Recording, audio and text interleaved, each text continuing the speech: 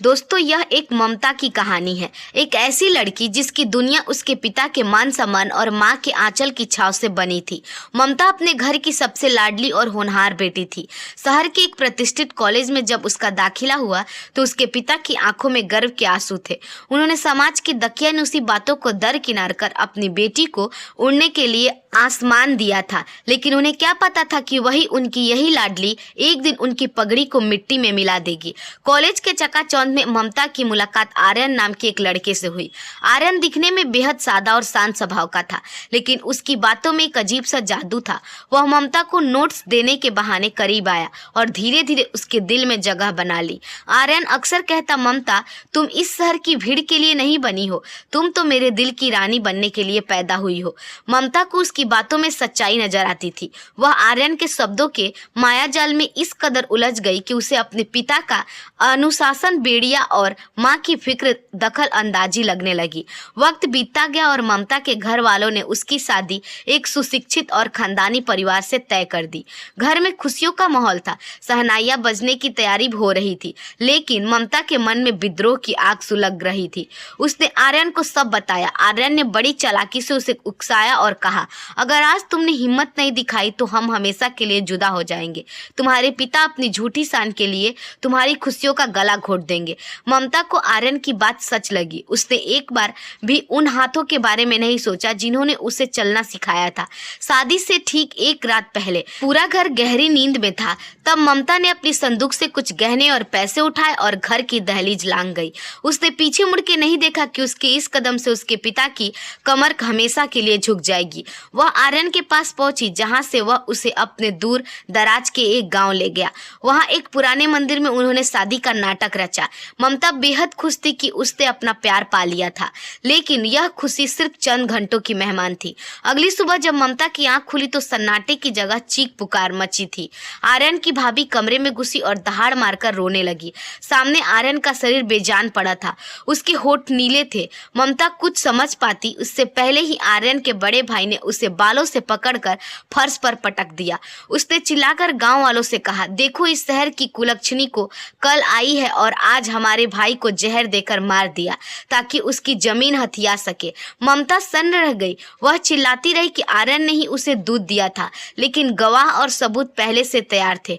Police आई और ममता को हथकड़ियां पहना दी गई। ममता को उम्र कैद की सजा हुई। जेल में उन अंधेरी कोठरियों में ममता ने अपनी जवानी और अपनी रूह को मरते हुए देखा। उसे सबसे ज्यादा दुख तब हुआ जब उसे पता चला कि उसके पिता एक बार भी उससे मिलने नहीं आए। उन्होंने समाज में कह दिया था कि उनकी बेटी मर चुकी है। जेल में ममता ने जो जिल्लत झेली वह बयान करना मुश्किल था। खूबसूरत होना वहां उसकी सबसे बड़ी सजा बन गई। 10 साल तक वह जेल की चक्की पीसती रही और हर दिन अपनी मौत की दुआ मांगती रही। 10 साल बाद जब ममता जेल से रिहा हुई तो उसके पास न सर पर छत थी और न जेब में पैसा। वह अपने पिता के दरवाजे पर गई, लेकिन पिता ने दरवाजा खोलने से पहले ही कह दिया, जिस बेटी ने हमारी इज्जत का जनाजा निकाला उसके लिए इस घर में कोई जगह नहीं है। ममता को पता चला कि उसकी छोटी बहन की शादी उसी लड़के से हुई थी जिससे ममता की होनी थी, ताकि परिवार का बचा खुचा सम्मान बना रहे। ममता वहां से टूटकर बिखर गई। वह भटकते हुए एक अनजान शहर पहुंची और एक आलीशान कोठी में सफाई का काम करने लगी। वहां की मालकिन एक बीमार और व्हील चेयर पर रहने वाली महिला थी। ममता ने अपनी पहचान छुपाकर वहां काम करना शुरू किया। एक शाम उस कोठी में एक बहुत बड़ी दावत थी। विदेशी मेहमान आए थे। ममता सिर पर पल्लू गिराकर ट्रे में खाना परोस रही थी।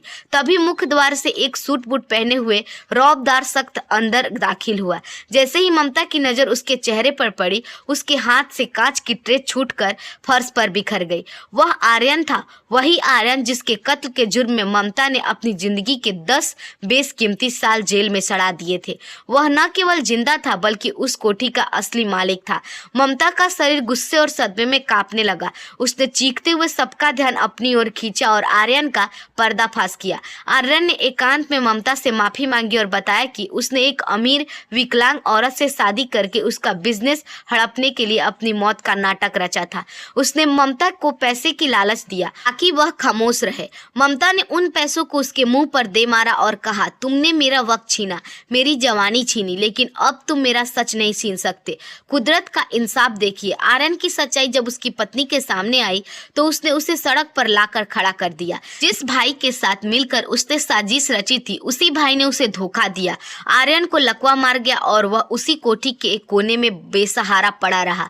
ममता ने उसे माफ तो कर दिया, लेकिन उसे फिर कभी मुड़कर नहीं देखा।